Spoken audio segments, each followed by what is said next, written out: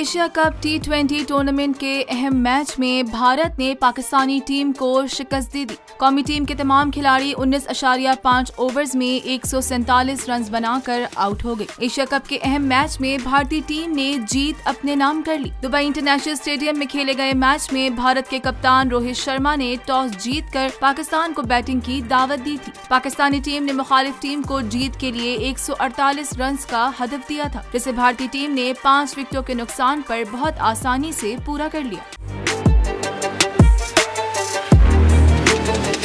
Pakistani team की जानिब से मोहम्मद रिजवान 43 रन बनाकर नुमाया रहे। भारत के भुवनेश्वर कुमार ने 4 विकेटें हासिल की। पाकिस्तानी खिलाड़ी फखर जमान ने 10, इफ्तिखार अहमद 28, मोहम्मद रिजवान 43, खुशदिल शाह सिर्फ 2, शादाब खान 10, आसिफ अली 9 और मोहम्मद नवाज सिर्फ 1 रन बना सके।